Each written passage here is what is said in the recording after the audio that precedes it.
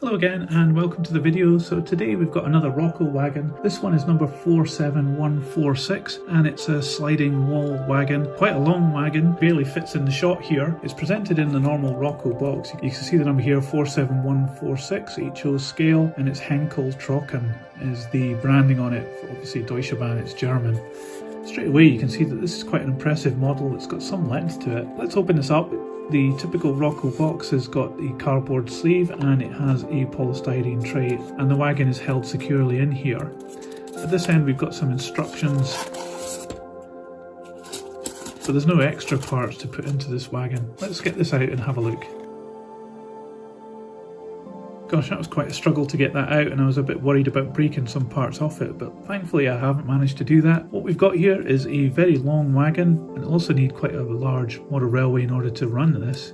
On the side there's quite a lot of nice printing going on here. It's been what looks like spray painted silver, but it's a very good finish, and you've got lots of logos and details on the side. You can see here Danzas and the running number 2752102. And also the large Henkell Trocken logo down here, and at this end you've got some more printing. You can't read this with the naked eye, not even sure you can see it on the video, but it's amazing that they've got all these printed extra details on it. And it doesn't stop there, because you can see some down here on the chassis as well in white, and it has these extra pieces added on which looks like some kind of pipework or railings or something. It's good to see that these are in pliable plastic, so you can bend them so that they're unlikely to break easily. It's quite nice that this brake wheel here is picked out in yellow as well. It's an extra part that's been added in.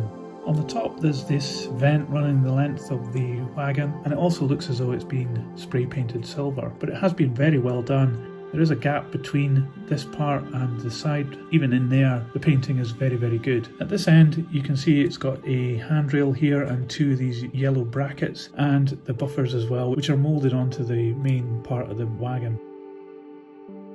Underneath, it's a bit of a disappointment that these yellow handles come all the way through and stick into the underside of the chassis here, something that could have been improved. But there's a nice amount of detail here. It's just a one-piece printing, there's no additional parts being put on here, but it does have a good representation of the brake gear.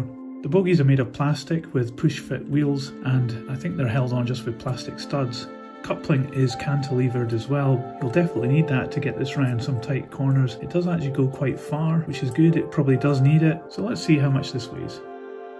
So this wagon is quite heavy. It weighs 138 grams. So overall this is quite a nice model. It would certainly be ideal if you are modelling modern image German freight transport. It would probably be part of a block train, but you'd have to have an enormous model railway to be able to achieve that, because this wagon is really quite long. So maybe that's one of the downsides of this. It wouldn't appeal to everyone simply because of that. You wouldn't have enough space to run them. But it's quite a nice model. It's got enough detail in order to be convincing. It's not standout, but it certainly would be a good addition if you wanted to have this kind of modern image wagon on your layout. So I'll put this on the turntable if it'll fit, and you can see all the way around it. But in the meantime, if you like this video, please give it a thumbs up. You can subscribe to enjoy more like this. But that's it for today, so I'll see you next time.